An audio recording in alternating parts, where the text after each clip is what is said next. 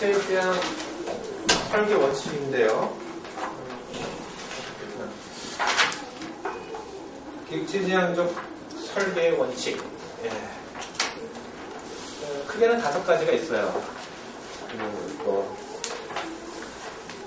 아까 얘기했던 단어 하나의 책임 원칙, 50P 해서 개방 폐쇄의 원칙, 그래서 5가지가 있고, 그거 말고도 제가 이제 이거는 중요한 원칙이다 생각하는 4가지를 추가했습니다.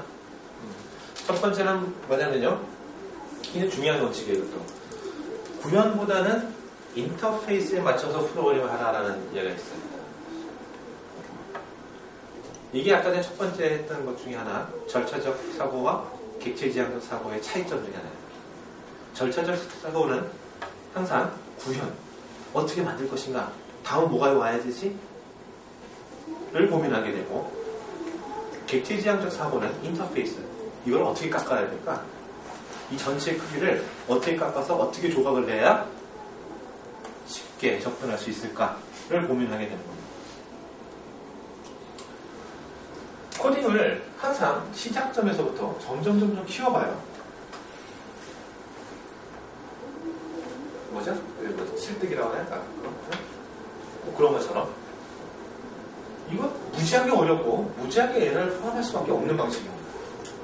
그래서 전체를 대충 그려보고 대충 깎아보고, 그렇죠? 조각을 냈어요. 조각을 내니까 얘네들 하고 이제 어떻게 통신해야 되는지 생각하고, 어떻게 해야지만 최소한의 의존성으로 최대한 심플하게 전체를 표현할 수 있을까? 그 인터페이스에 맞춰주는 것이 바로 첫 번째 원칙, 제가 제안하는 인터페이스에 집중하는 겁니다. 구현보다는. 이런 패턴 중에 하나가 뭐냐면요, 템플릿 패턴이라는 게 있어요. 템플릿. 그리고 제가 만들어서 가끔 가기도 하는 인비지블 패스 패턴이라는 것도 있습니다. 쉬운 것부터 해볼까요? 템플릿 패턴.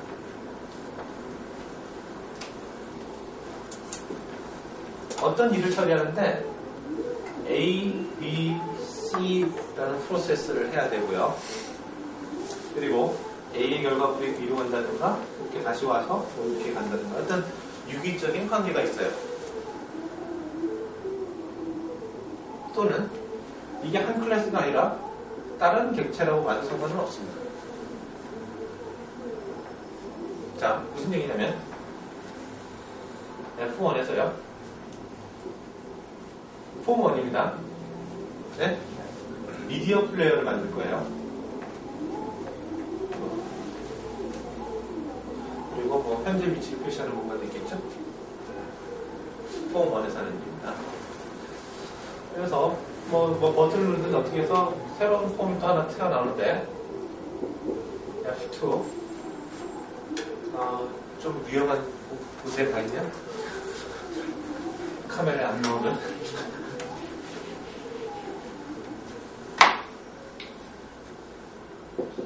F2. 네, 폼 2. 다른 화면에서는 뭐죠? 북마크 기능을 하나씩 이렇게 늘어나는 거죠. 그래서 그 버튼을 여기서 누른다. 현재 위치를 딱 하면 기억하고 있는 거예요. 그래서 누르면 한참 갔다가 다시 또 갔다가도 다시 그 위치에 가서 다시 플레이 되는 거죠. 그렇죠? 챕터 1, 챕터 2, 챕터 3 하면은 챕터 1 하면 챕터 1 쭉 가서 거기서 플레이 되고, 북마크 기능은 뭔지 아시죠? 왜 이런 얘기 하는데도 표정들이 안 좋아요? 굉장히 기분이 나빠지네. 그 다음 또 하나의 기능은 반복 구간. 그래서 여기는 시작점과 끝점이 이렇게 있어서 여기 버튼이 있다고 칩시다. 지금 막 플레이에다가 딱 누르면 시작 구간이 표시되고, 또 버튼을 딱 누르면 끝점이 예를 든 거예요, 그냥. 그리고 체크박스를 이렇게 딱 클릭하면 없으면 상관없는데 있으면 그 범위에서만 계속 플레이 되는 거죠. 이런 식으로. 이렇게 성공했네. 프로그램을 작성할 거고 3개의 객체고 서로 약간씩 연관성이 있죠. 네? 그래서 그냥 절차적으로 코딩한다고 그러면은 이제 폼 하나 막 내려놓고 막 대충 하다가 이거 폼 부탁해서 그렇죠? 그래서 어떻게 합니까? 그 버튼 누르면은 폼 2에 점 찍고 여기 그 리스트 박스니까 리스트 박스에 애드 한다든가 이럴 줄 알고 그런 코딩을 하겠죠. 그렇죠? 근데 설계를 할 줄 안다면 그것도 객체 지정을 생각한다면은 그러면 인터페이스만 만들어 보는 겁니다. 인터페이스만. 템플릿 패턴은 설명할 것도 없이 너무 간단해요, 사실은.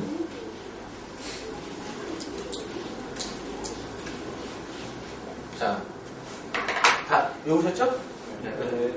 그래서 폼 1, 폼 2, 폼 3에 인터페이스만 한번 신경 써봅시다. 인터페이스를 찾는데 가장 좋은 방법 중에 하나가 동적 분석인데, 동적 분석 중에 훌륭한 그 설계 방법이 자플로를 제가 구하는 문서인 자플로. 네, 그렇습니다. 그래서 그 상황을 다시 한번 연출을 해볼게요. 그러면 어떻게 되냐면 폼1에서 북마크를 부를 때는 어떡하죠? 내가 북마크를 하고 싶어요. 저는 이렇게 표시하는 것은 이벤트라고 생각합니다. 이벤트. 북마크를 저장하고 싶은 욕구가 생겨요. 그런 이벤트가 발생했습니다. 그러면 메시지를 F2로 보내겠죠? 그래서 F2는 메소드 콜로 신경 쓰겠습니다. 그러면 여기다가 해야 될 것은 add 북마크 이런 식으로 해서 현재 위치를 이렇게 하나 더 넣는다든지 하면 되겠죠. 미터값 받을 필요도 없고. 그리고 얘는 클릭을 할 수가 있겠죠? 그러면 마찬가지로 메시지를 받습니다. 예를 들어 고투라고 한다든지 고투 북마크라고 한다든지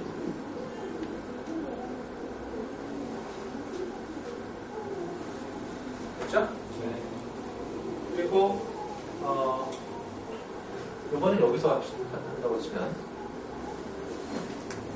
set 포지션 네? 라는 욕구가 생겨요. 그러니까 지금 스타트 위치, 엔드 위치를 지정했잖아요. 그러면 이렇게 들고 와서 get 포지션을 되고 현재 위치를 알아야 되니까 그럼 결과값을 가져가야 되죠. 데이터는 이렇게 표시하는데 데이터 형태는 저는 리졸트가 포지션을 가져와서 그리고 내부적으로 add 처리하면 되겠죠. add set 하면 되겠죠. set. 그래서 버튼 하나마다 상관없을 거예요. 왜냐면 좀 더 빠른 숫자를 스타트로 보내고 이렇게 엔드로 보내고 이렇게 하면 되겠죠. 그렇죠? 그래서 그렇게 하면 되죠. 그리고 그렇게 되면은 클래스를 어떻게 만드냐? 이렇게 놓으면 프로그램 짤 때는 어떻게 하냐면 F2를 한번 생각을 해봅시다. F2.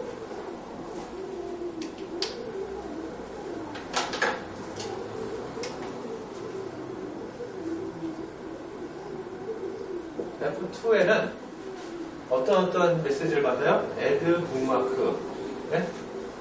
그리고 없나요? 메시지 받는 거는? 그렇죠? 그리고 얘를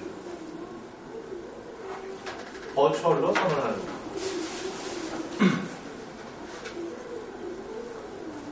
템플릿 패턴을 얘기하는 겁니다, 지금.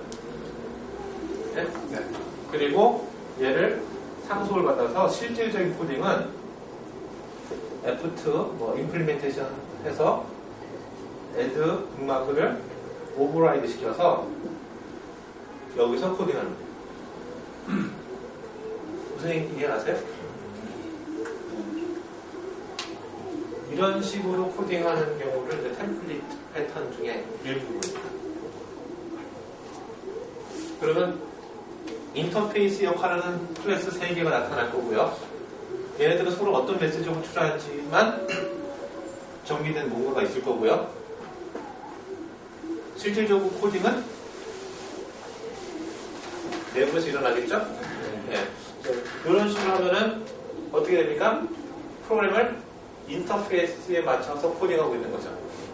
어떻게 구현할지는 나중에 신경 쓰고 그건 중요한 거 아니니까 인터페이스를 어떻게 갈 것인지를 구현하고 난 다음 여기가 다 마찬가지입니다. 이해가세요? 네.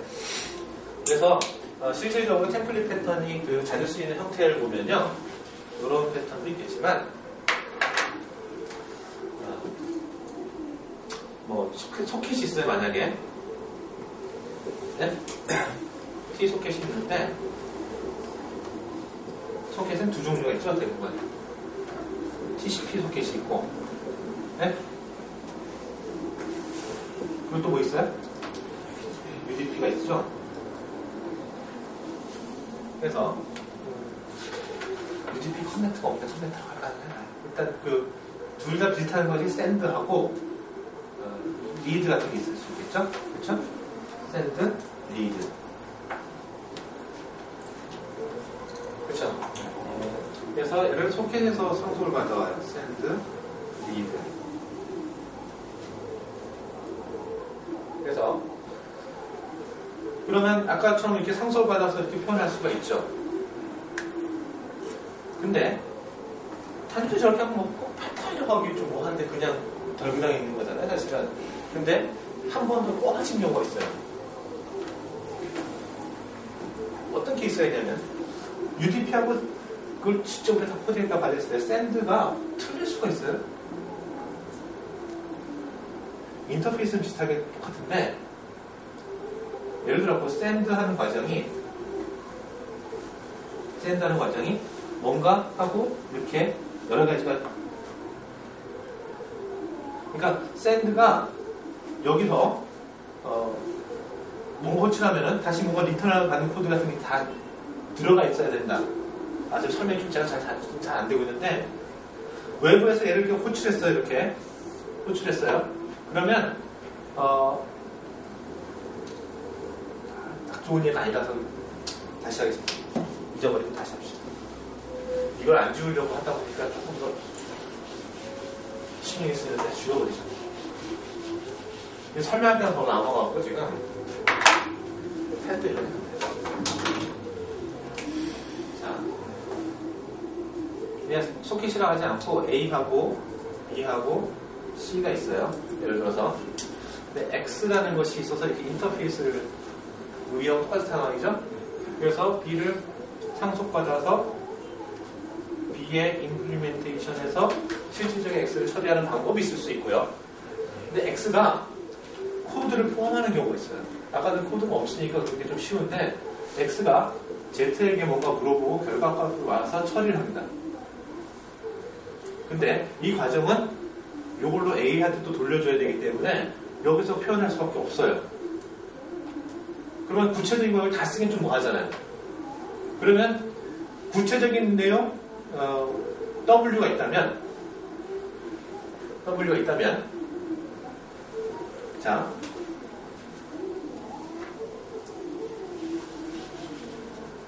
어떻게 하다 보니까 이런 식으로 코드가 지금 여기까지만 하겠습니다. 그러면 X에는 begin and 했을 때 뭔가 구체적인 내용이 있어요. 굉장히 복잡한 내용이 있어요.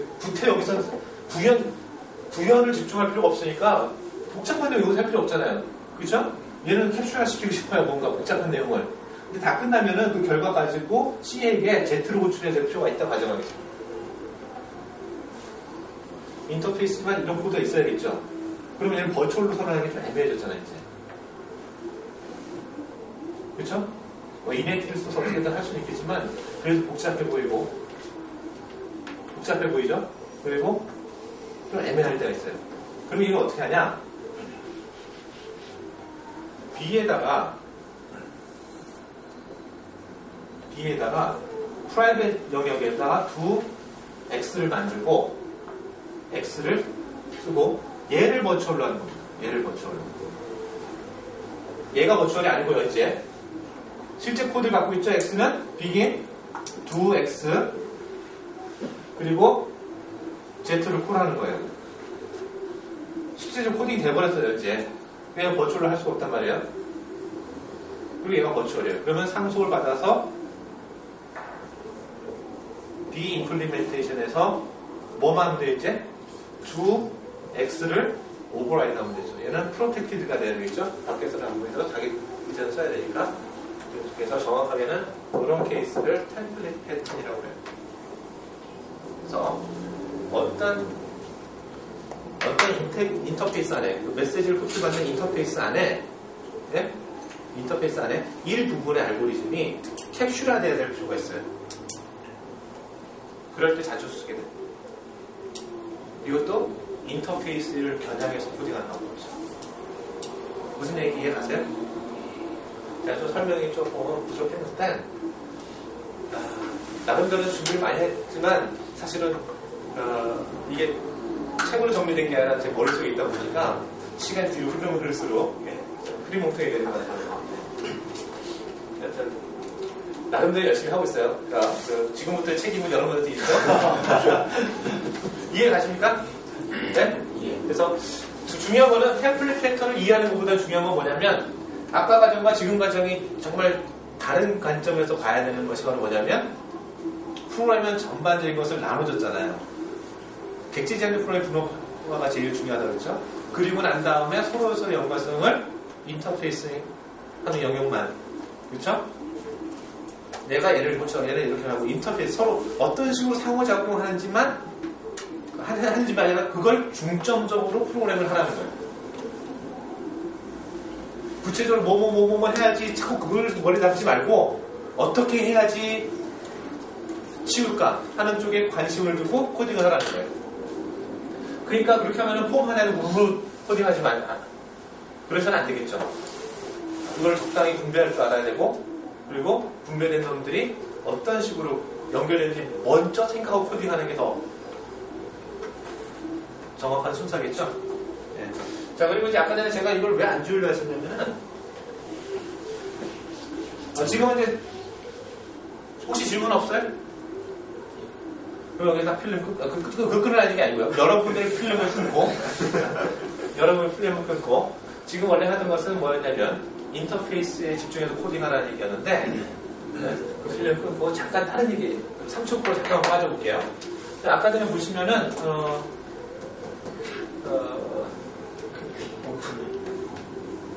여기서 클릭을 하면은 여기 이제 고투 북막 뭐 이런 식으로 하기로 되어 있잖아요. 네.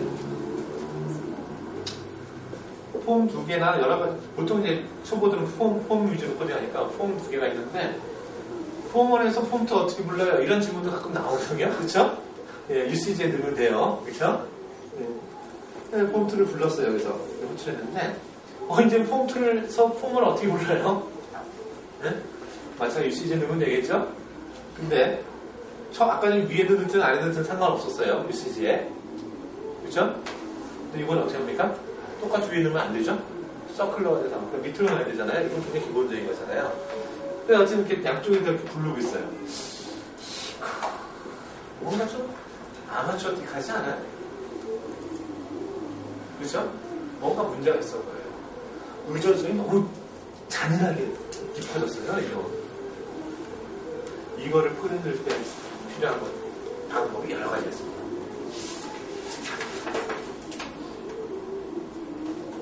어떤 것들이 있을까요? 네? 네, 맞습니다. 커맨드 이런 쪽에 쓰는 패턴이고,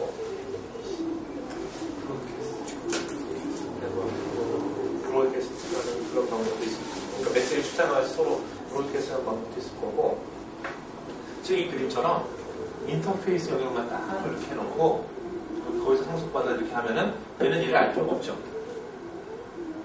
그렇죠? 그럼 의존성이 많이 떨어지죠. 제가 만든 패턴 중에 하나가 이렇게 해서 인비주얼 패스 패턴이라고 해서 이 인터페이스 계층과 임플리멘테이션 계층 완전히 분리하는 방법도 있고, 네?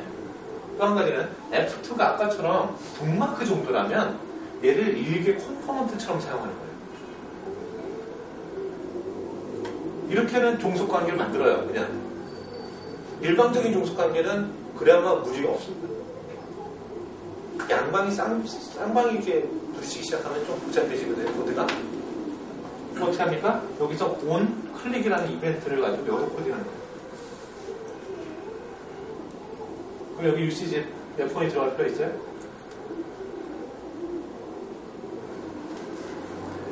무슨 얘기 몰라요? 무슨 얘기 모르니까? 아니. 콜백 함수를 쓰다는 얘기하고 똑같거든요.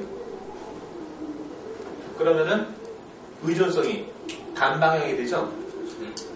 그렇게 해서 이벤트를 이용해서 의존성을 단방향을 만드는 것도 한 가지 방법이 있을 수 있고, 그리고 인터페이스 개체 아예 분리하는 방법도 있고, 그리고 제가 그 MVC 패턴 전에 했던 그런 방식처럼 완전히 메시지를 추상화시켜서 서로 브로드캐스팅하거나 이렇게 하는 그런 방식도 있을 수 있고.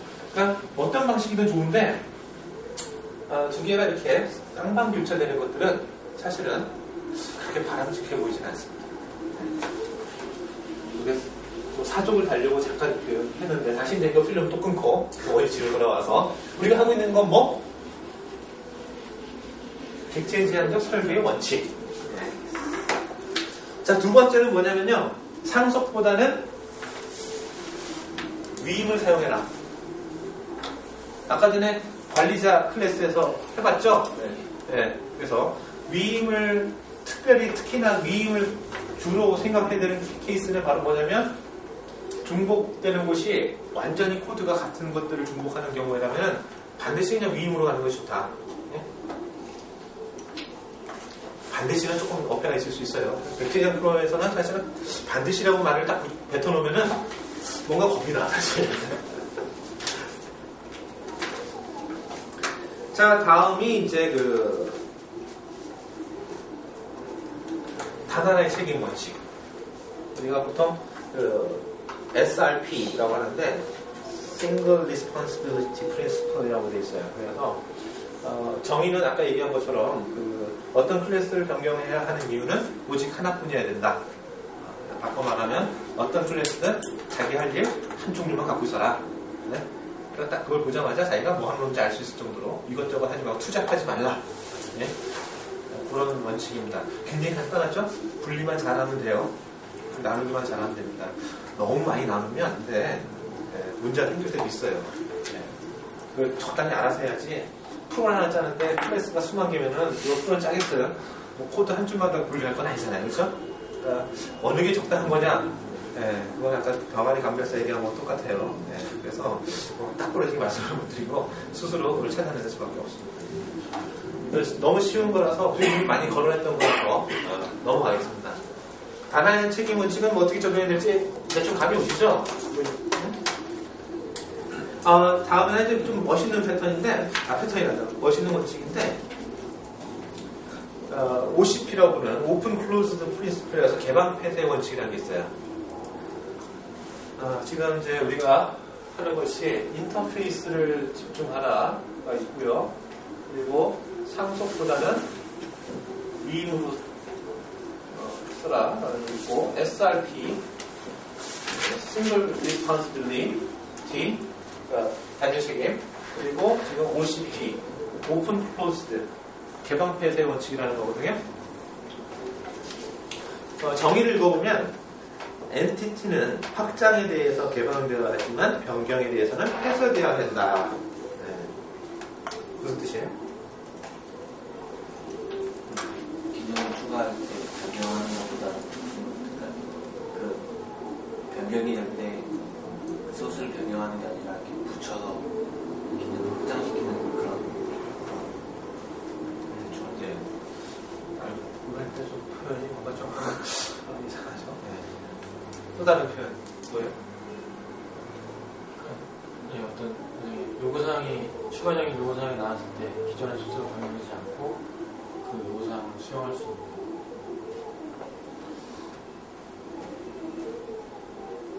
코딩을 안 해도 프로그램이 자동적으로 변하나요? 그러면 소스를 변화시키지 않는다는 게 아니에요? 기존에 있는 코드가 변경되는 게 아니고 소스를 추가해서 요구사항을 반영할 수 있는. 그러니까 우리가 맨 위에 인터페이스를 집중하라는 원칙이 있었잖아요. 그러면 어떤 클래스, 객체를 만들면 얘가 밖에서 호출할 수 있는 함수들이 이렇게 나타나겠죠? 그렇죠? 이것이 어떻게 생겼느냐 우리가 보통 인터페이스라고 부르는데 이게 변해서는 안 된다는 거예요. 그러니까 사용법이 변해서는 안 된다. 어떠한 처리를 위해서 쓰고 있는 인터페이스의 변화는 있어서는 안 된다. 하지만 이 뒷면에 있는 구현 코드 있죠. 이거는 얼마든지 변경할 수 있게끔 만들어요. 아까 전에 코멘트 제거하기 위해서 스테이트 패턴 썼죠. OCP에 대한 원칙을 충족하고 있죠. 사용하는 인터페이스 코드는 전혀 변하지 않는데 어떤 기능 하나 추가할 때마다 구현 코드들은 얼마든지 늘릴 수가 있죠. 그렇죠? 네, 그것이 바로 OCP입니다. 될 수 있는 코드가 특히 전반부에 있는 놈들, 네, 상층부에 있는 코드들은 전부 다 논리적인 인터페이스에 가까운, 그러니까 우리가 코드를 인터페이스와 구현 쪽으로 많이 분리를 해서 보는데 인터페이스 쪽에는 최대한 코드의 변화가 일어나지 않게끔 방어하자는 거예요. 코드를 변화가 안 될 수는 없잖아요. 근데 그 변화를 전부 뒤로 밀어버리는 거예요. 뒤로. 무조건 결정은 뒤로 밀어라. 처음부터 얘기했었죠? 예. 책임 회피, 책임 전가. 예? 어디서 같이 듣던 얘기인데. 별로 안 좋은 얘기인데 이상하게 굉장히 기분이 좋게 들리죠? 예. 그렇게 하라는 얘기입니다. OCP. 그래서 OCP 중에서 예제로 설명할 수 있는 것 중에서 아주 멋있는 패턴이 하나 있어요. 뭐냐면 브릿지 패턴이라고 있습니다. 브릿지 패턴. 혹시 들어보셨어요? 왜 펜들이 다 이 모양이냐고, 근데. 서있어. 계속 서있으면 우리 거.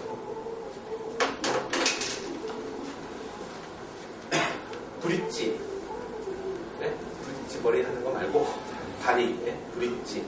고난의 뭐죠? 고난의 강의 다리가 되어, 라이커 브릿지 있잖아요, 네? 그래서 다리를 놓는 건데 인터페이스하고 그리고 임플리멘테이션에 그룹을 만들어요. 그리고 다리를 연결합니다. 그래서 얘네들은 변하지 않고 계속 쓰고 변화가 있을 때 얘네들이 변하는 거예요. 그런데도 이 다리를 통해서 그 변화 요소를 얘네들이 활용해서 쓰는. 그래서 밖에서 봤을 때는 얘네들 때문에 변화가 없는 것처럼. 객체 지향 프로의 가장 중요한 요소 중에 하나인 감축이죠, 또. 네. 그러니까 이게 다 뭘 해도 뭐 분업화가 되고 감축이도 되고 똑같이 계속 돌고 도는 얘기입니다. 그래서 전체적인 흐름은 이해하시죠? 브릿지 패턴. 그래서 하나 예를 한번 들어보세요. 코딩 없이. 이거는 코딩 없이 충분히 가능합니다. 그래서 코딩 없이 한번 해보겠습니다. 제가 우리 아들을 위해서 좀 프로그램을 하나 만들려고 생각만 하고 공부를 줬는데 것 중에 하나가 네모, 동그라미, 세모 이렇게 가져다가 벨파일 비슷하게 그 그림 그리는 거. 네. 간단한 그림 해서 이렇게 여기 나무 있으면 나무 이렇게 세우고 집 있으면 집 세우고 네? 네. 그거를 한번 만들다가 말았어요. 네. 시간이 없다 보니까. 네, 그런 걸 만들고 싶어요. 그러면 기본적인 도형은 동그라미, 세모 이렇게 해도 집이 비슷하게 되나요? 그렇죠? 네. 그 동그라미하고 네모 이렇게 그리고 뭐 이렇게 자동차도 만들 수 있겠고, 그렇죠? 기본적인 도형은 네모, 세모, 동그라미 이 정도가 될 것 같아요. 또 더 별도 있을 거고 계속 추가할 수 있겠죠, 그렇죠? 그런데 이것을 여기 어딘가 지금 화면에 내려놓으면 어딘가 배열에다가 이렇게 쭉 추가하면 되겠죠, 그렇죠? 그러면 얘가 계속 그걸 그리면 되잖아요. 원페인트 메시지 같은 데서 네? 계속 그걸 그리면 화면에 이렇게 나타날 거예요. 그러면 배열에 동그라미 있으면 동그라미는 T1으로 생성된 객체인데 그러면 if 뭐가 is T1이면 T1으로 타입캐스팅해서 뭐 들어오 이딴 안 하잖아요. 그렇죠? 어떻게 하죠? T 도형이라는 클래스를 만들어요. 그래서 여기 들어오라고 하나 만듭니다. 버추얼로 선언해야겠죠? 상속받아서 T1 그래서 세모, 네모 이렇게 클래스를 하고 드로우를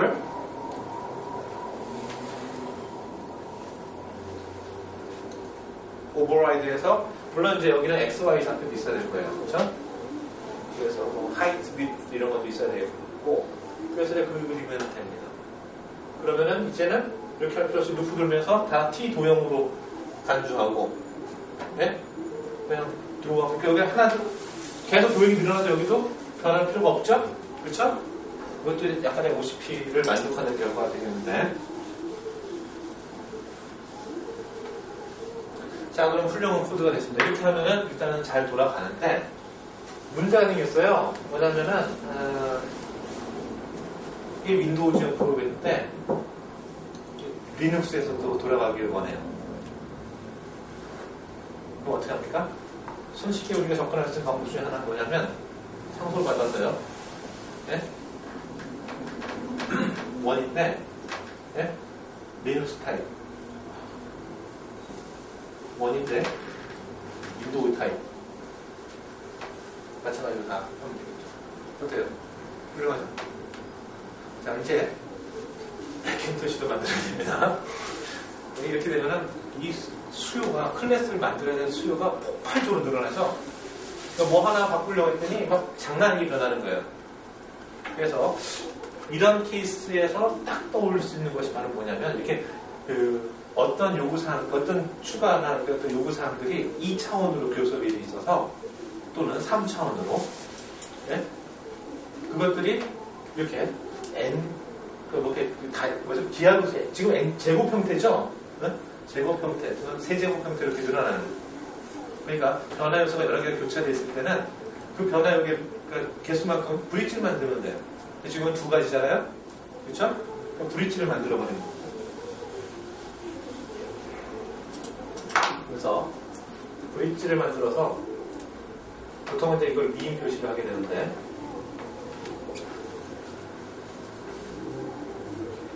그래 드라이버라는 클래스를 만들어요.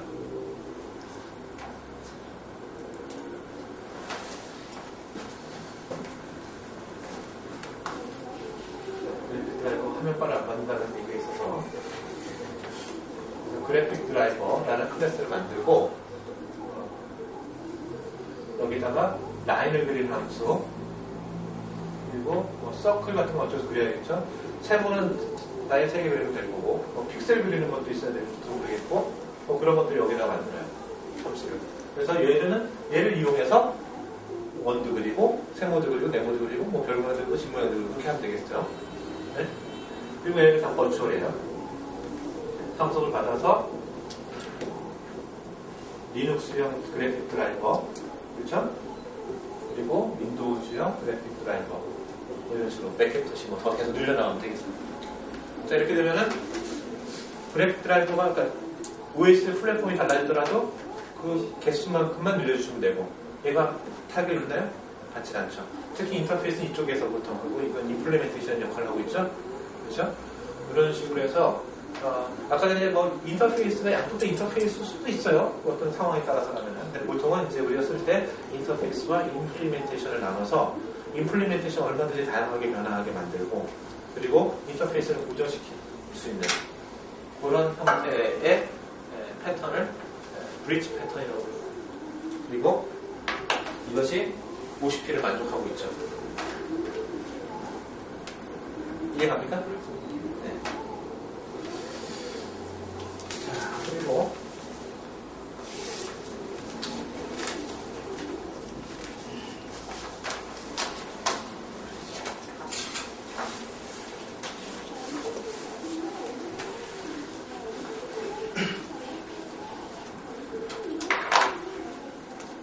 LSP라고 되어 있는데 리스코프 교체 원칙이라고 합니다. 서브스티션 리스코프 서브스티션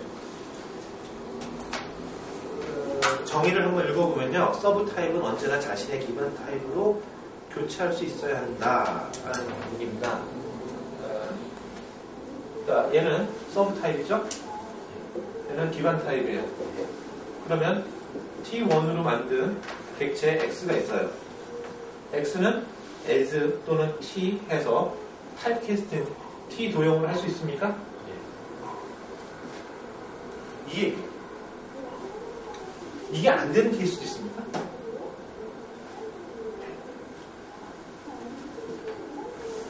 이 원칙은 뭐냐면 얘가 얘로 타입캐스팅 가능해야 된다는 얘기예요. 안 되는 케이스도 있어요. 하면 안 되는 케이스가 있어요. 컴파일은 되는데 문제가 되는 케이스가 있습니다.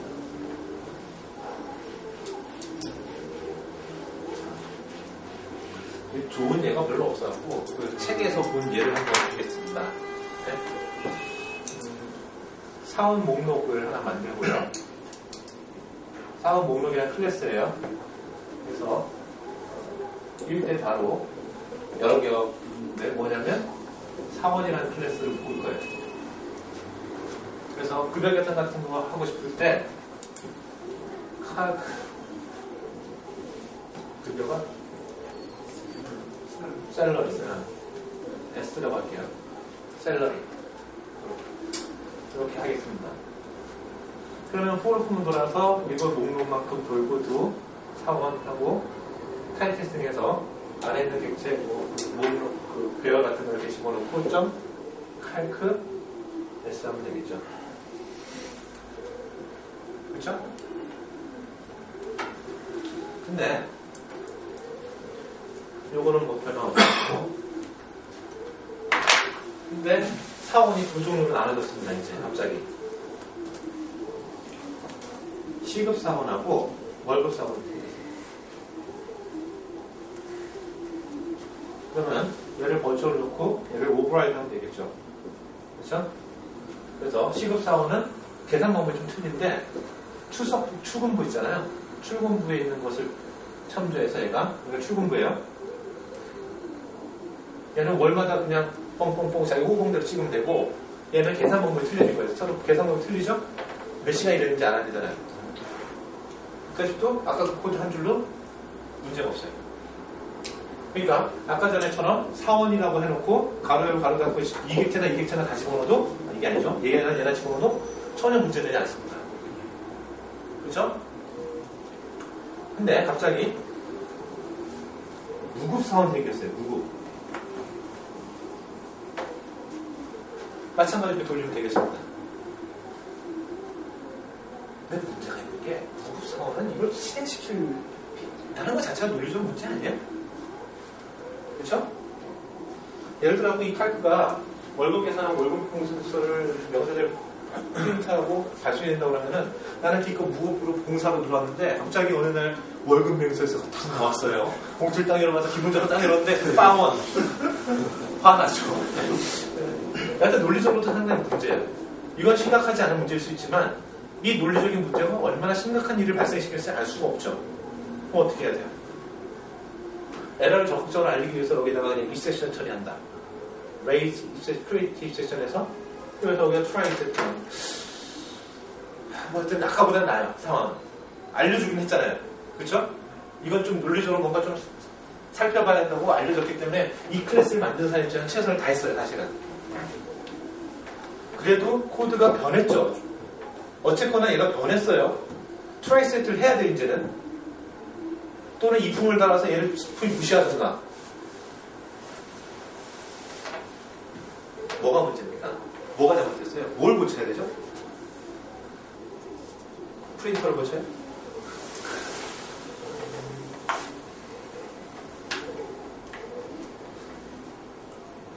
이게 바로 리스코프 교체의 원칙인데 얘는 얘로 타입캐스팅을 해서는 안 되는 거예요.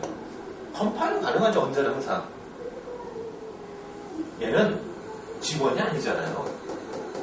그렇죠? 논리적으로 봤을 때는 얘는 직원이 아니기 때문에 무급 사원이라고 표현을 했다 훔치더라도 직원의 목록을 통해서 관리를 해야 됩니다. 그게 더 논리적이지 않습니까? 이해가세요? 그래서 이게 논리적으로 서브 타입인데 기반 타입으로 바꿔서는 안 되는 케이스가 생길 수가 있어요. 그걸 조심하라는 거고 예를 들어서 이런 거예요. 개는 애완동물 맞죠? 고양이도. 그러니까 같은 종류인 하나의 클래스에서 비슷한 짓을 먹이를 주고, 뽕도 싸질러대고, 그러니까 하나의 클래스에서 상속을 받아왔어요. 그러면 고양이와 개가 같은 과, 같은 동물인가요? 그건 아니잖아요. 그렇죠? 비슷해 보인다고 해서 고양이와 개를 같은 조상에 분리시키지 말란 얘기예요. 논리적 오류가 생기니까. 이해가세요? 네. LSP.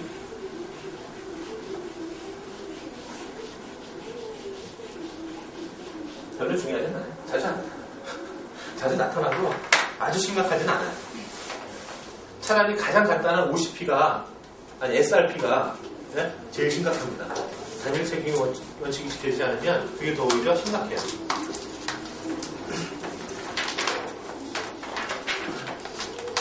자, 그 다음엔 DIP. 의존관계 역전의 법칙이거든요. 아이고, 잘못입니다. 고차원 모듈은 저차원 모듈에 의존해서는 안 된다.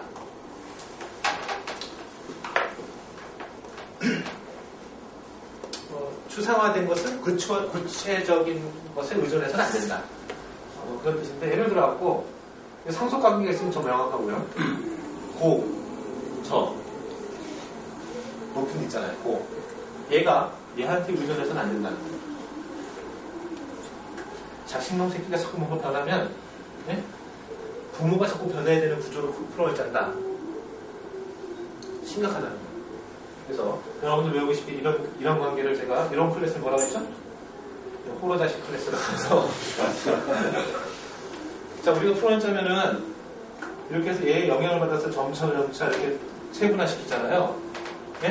근데 얘 때문에 얘가 변해야 된다면 그 변화는 엄청난 결과를 낳게 되죠? 그래서 이런 케이스고, 상속이 아니더라도 마찬가지입니다. 상속이 아니더라도 뒤에 나오는 헐리우드 원칙하고도 비슷한데,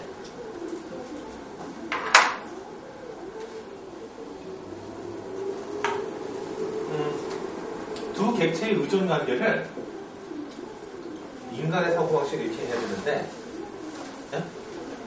설계할 때 이렇게 바꿀 수 있는 케이스가 있어요. 그래야지만 더 원활하고 잘 들어가는 코드가 있을 수가 있습니다. 그 케이스도 바로 위존관계 역전의 법칙입니다. 그래서 둘 중에 어느 것이 고차원 모듈이냐, 상속관계가 아닌데 어떻게 고차원과 저차원이라는 수 있을까요? 논리적인 고차원 모듈, 저차원 모듈.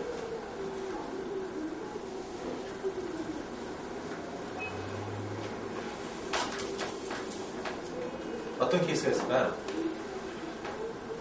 서브함수 같은 거. 서브함수? 서브함수도 그럴 수 있죠? 네, 맞습니다. 서브함수. 그걸 좀 클래스화 시키면 좀 너무 좋을 텐데. 예를 들어왔고요. 여기는 부서라는 클래스가 있고요. 거기 사원이라는 클래스가 있어요. 그래서 부서에서 사원 쪽에 뭐 해라 이렇게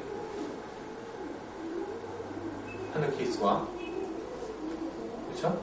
부서가 사원에게 의존적인 케이스. 그리고 뭐 해라 보다는 사원이 여기서부터 뭔가 데이터를 가져가거나 하는 케이스. 이런 경우에도 얘가 고차원이고 저차원일 수 있어요. 근데 문제는 이 인간적인 사고고, 프로그램 쪽에서는 코딩을 하다 보면 거꾸로 역전이 될 수 있습니다. 여하튼 이 관계가 역전이 돼서는 안 된다는 법칙입니다. 그래서 아까 같은 경우는 상속이 게 쉽죠? 그렇죠? 네, 요거를 한번 예를 들어본 게 뭐가 있는지 한번 볼게요.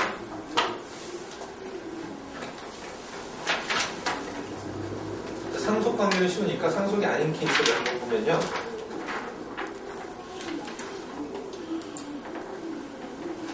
기획사가 있고요. 이 헐리우드 원칙 설명할 때도 똑같은 얘기를 하게 되는데, 고객이 있어요.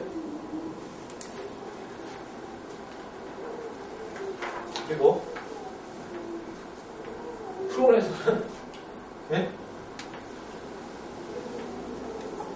진짜 고객의 임플리멘테이션에 해당되는 것들이 있을 수가 있겠죠. 그렇죠? 이걸 상속 여러 케이스로 받을 수도 있고, 또는 상속이 아니라 위 조합을 통해서 얘가 여러 고객을 리스트로 관리할 수도 있겠죠. 그렇죠? 어떤 케이스도 상관없습니다. 자, 눈에 안 들어요? 첫 번째 케이스, 두 번째 케이스, 둘 중에 하나이면 돼요. 자, 그러면 기획사라는 클래스에서 기획사?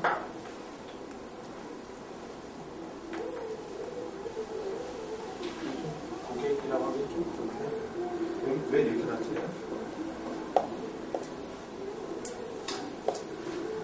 어느 쪽도 상관없긴 한데 위에 케이스만 쓰겠습니다. 죄송합니다. 지금 제가 이거 정리를 잘못 해놨어요. 조합의 케이스, 상속이 아닙니다. 난 또 애매한 거 많이 보세요. 화면빨이 어디까지 갔는지 모르겠어요. 그래서 1대 4로 돼 있고요. 고객이 아니고 여기를 그 매니저라고 할게요. 매니저. 그리고 여기 배우라고 할게요. 배우. 기획사에 놓은 건 진짜 보게 되는 거인데, 그러면 이런 케이스예요. 네? 자, 그러면 기획사에서 영화를 찍거나 영화를 찍어요. 그러면 새로운 드라마를 뭔가 하나 메소드에서 어디 보고 있다가 만든다는 그런 시나리오를 갖겠습니다. 그러면 배우들이 필요하죠? 예. 그러면 매니저한테 알려줘서요. 이런 배우들의 능력이 필요하다. 이런 배우들이 필요하다라고 알려주면 매니저는 또 알려서 추려서 이렇게 오는 이런 케이스가 되겠습니다. 그렇게 프로그램 짤 수 있겠죠? 네? 이런 케이스는 전혀 문제가 없어요. 이런 케이스는. 근데 배우가 직접 맨날 기획사에게 나 또 필요하지 않니? 아니, 안 필요해. 나 필요하지 않니? 필요해. 이러지 말라고. 그래서 헐리우드 원칙의 가장 헐리우드 원칙에 가장 많이 표현되는 그 문구가 뭐냐면 전화하지 마세요. 우리가 전화하겠습니다. 라는 거예요. 이걸 설명하는 게. 무슨 얘기인지 아시겠죠? 그래서 물론 또 이런 것도 마찬가지입니다. 기획사에서 배우를 직접 호출하는 것도 문제예요. 배우가 다양하잖아요. 몇 명 있을지도 모르고 굉장히 힘들죠. 어디서 왔긴지 일일이 다 찾아야 되고, 그거는 분업이 안 된 거죠. 배우들이 어디 있고 연락을 관리하는 거는 다른 사람이 분업을 정말 좋아요. 그렇죠? 그것도 문제. 분업도 안 돼 있는 거지만 아까 얘기한 대로 그 차원에서 저 차원을 의존하지 말라는 것에 위배가 됩니다. 그래서 이게 상당히 구체적이잖아요. 그렇죠? 구체적인 것을 포장했잖아요. 그래서 구체적이지 않죠. 매니저가 구체적일 수는 있지만 이 배우라는 것을 접근하는 방법으로서 매니저는 구체적인 것이 아닙니다. 그러니까 얘는 고차원적이죠? 저차원적이죠. 그렇죠? 그래서 얘보다는 얘에 의존을 해야 되는 거고. 그렇죠? 얘는 기획사가 굉장히 구체적이죠. 하나뿐이 없잖아요. 불명확한 다수고, 네?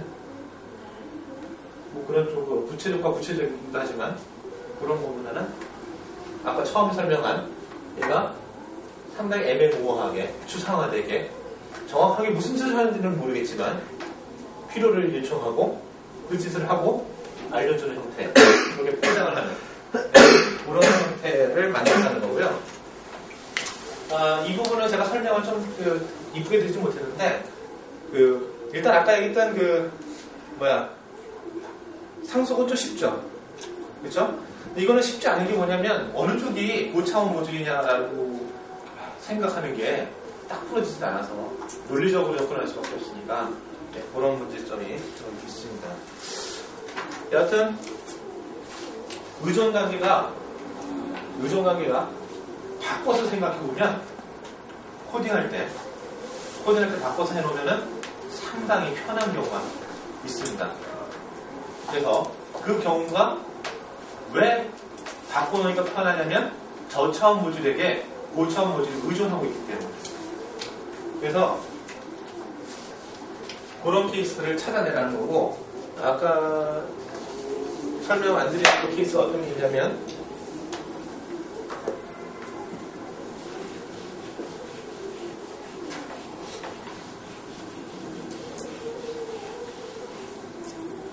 이거는 저차원, 고차원을 좀 설명하기 좀 어려운데, 사실은 아까 똑같은 게 있어요. 어느 쪽이 저차원이냐 고차원이냐고 솔직히 딱 부러지게 누가 우겨도 솔직히 다수결로 해결할 수밖에 없는 그런 케이스가 될 수가 있는데, 또 두 가지 객체만 가지고 생각을 해보겠습니다.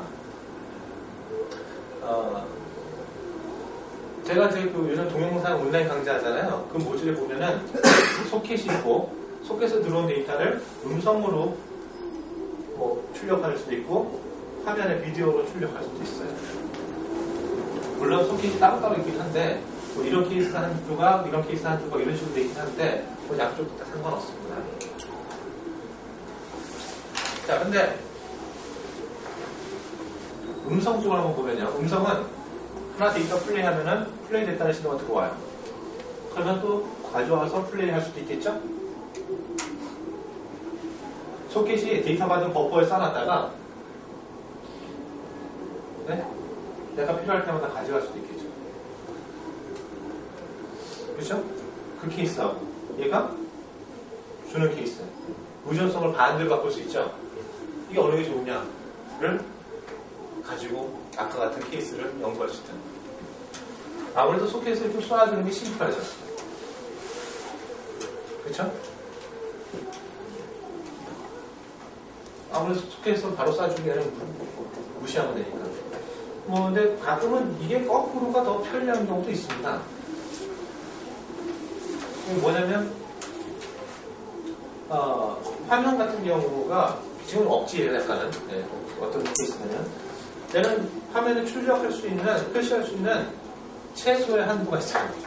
얘는 또 스레드고, 지금 제가 쓰고 있는 건 스레드거든요. 스레드로 돌고 있어요. 스레드, 최소 한도가 뭐냐면, 스레드에서 직접 GTI를 호출하는 거는 위험할 수 있어요. 대부분 에러가 납니다. 이런 경우는 어떻게 하냐면, 메시지가 있다는 사실만 얘한테 알려줘요. 윈도우 메시지로. 그러면 윈도우 메시지 받는 순간 얘가 데이터를 가져와서 화면에 표시하는 그런 형식으로 쓰기도 합니다. 왜냐하면 직접 얘가 푸시할 수가 없어요. 이건 좀 약간 다른 예죠? 네. 그런 식으로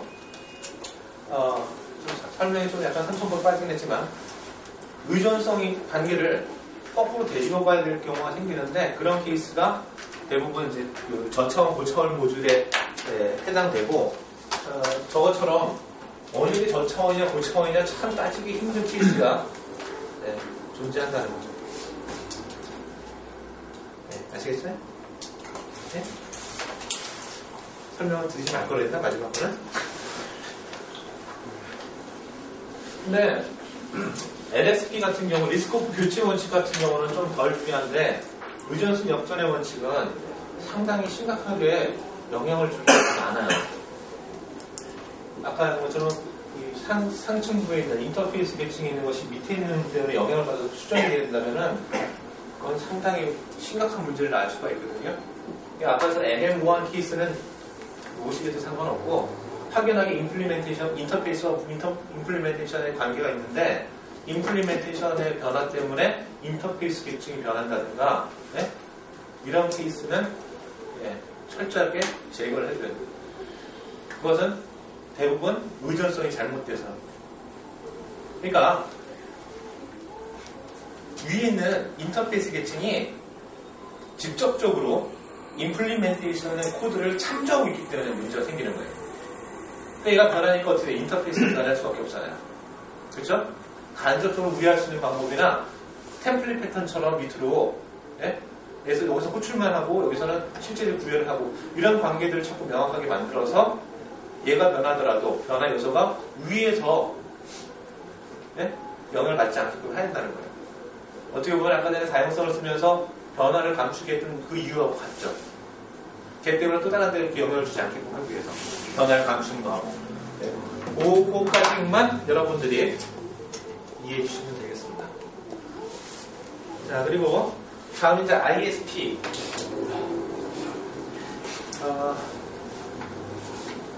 영어 어려우니까 인터페이스 경계의 원칙인데 정의를 읽어보면요, 클라이언트 자신은 사용하지 않는 메소드에 의존해서는 안 된다라고 되어 있습니다.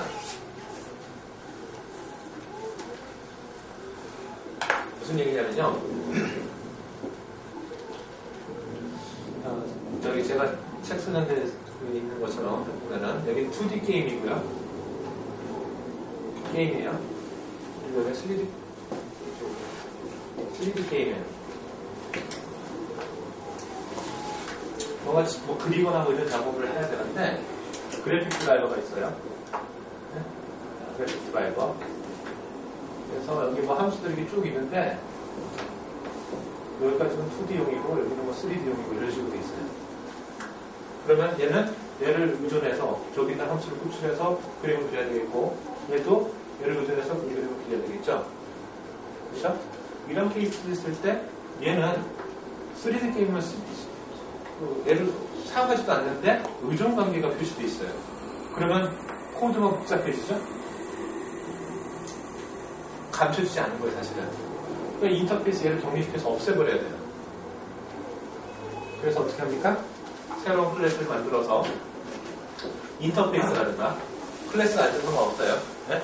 인터페이스든 클래스를 만들어서 얘를 참조하고 뭐 얘는 이렇게 상속을 받아온다든가 뭐 얘가 또 이렇게 참조한다든가 이렇게 해서 상속보다 참조가 더 좋겠죠? 그래서 얘는 2D용 메소드만 갖고 있고 얘를 호출하면 이렇게 뭐 랩핑을 하고 그래서 감싼다는 얘기죠? 그리고 이렇게 해서 여기 클래스 하나 이렇게 해서 얘는 3D만 랩핑하고, 그러면 얘가 참조하는 것은 3D만 보이고 얘가 참조하는 건 2D만 보이겠죠? 이런 식으로 어떤 클래스가 다른 클래스를 참조할 때 필요 없는 메소드들이 자꾸 나타나지 않게끔 하라는 거예요. 그다지 중요하진 않습니다. 원칙은. 이거 잘못 적용하면 코드가 엉망이 될 수가 있어요.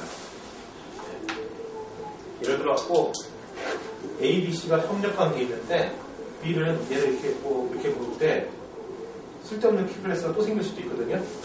네? 그러니까 저거는 적당히 알아서 쓰세요.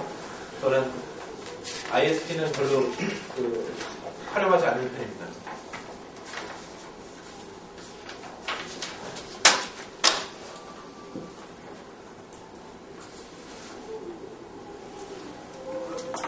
디미터 법칙인데요. 디미터 법칙.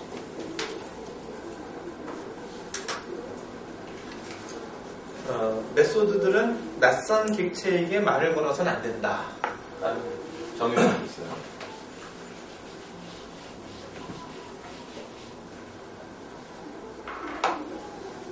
쉽게 얘기해서 다른 객체 내부와 통신하지 말라는 뜻이에요. 뭐냐면요, 간단히 얘기하면 이거 폼 1이에요, 유닛이. 네? 폼 2에 라인스, 메모 1에 라인스 점 어쩌고저쩌고 이런 코딩 하지 않아요. 폼 2에 메모 1이 있는 것도 알아야 되고 메모 1에 또 이런 것도 있어야 되는 거 알아야 되고. 어떻게 해야 되죠? 폼 2에요. add 메시지 라는 함수를 만들고 쭉 지우고 add 메시지, 그리고 여기서 메모 1의 라인스 어쩌고저쩌고 이런 식으로 표현을 하라는 겁니다. 감추기 중에 하나죠. 네? 만약에 나중에 얘를 메모가 아니라 리치 에디터로 바꾼다든가 다른 걸 바꾸면 어떻게 돼요? 폼 옷만 쓰고 있는 게 아니라 여기저기서 저걸 다 쓰고 있다고 생각해 봅시다. 그럼 다 고쳐야 되죠? DLL로 코딩하고 있었는데 딱 각자 딱 나눠서 동네방네 다 소문내면서 야! 폼 2의 메모가 니 친구로 바뀌었대! 그래야 되는 상황이 생기는 겁니다. 기믹도 없이 쉽죠? 네. 그래서 될 수 있는 한 이제 이것도 지켜주시는 것도 좋습니다.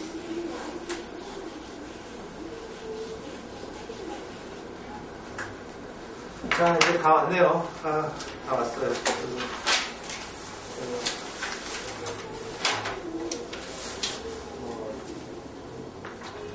끝났네. 할리우드 원칙은 이미 설명을 드렸었죠? 그렇죠? 할리우드 원칙 아까 전에 뭐 하는 거가 있죠? 의전서 관계 때문에 했었죠? 그래서 할리우드 원칙이 이거 좀 약간 교집할 건데 아까 얘기한 대로 배우하고 할리우드의 일화 중에 하나라 합니다. 그래서 얘네들 이제 기획사들이 처음에는 이제 배우들한테 전화를 받다가 귀찮아서 이제 바꿨다는 거. 그 정도. 자, 이제 그거 끄시고 10분만 쉬었다가 이제 실습에 들어가겠습니다. 이런 하시다가 좀 많이 됐어요. 막 힘들죠.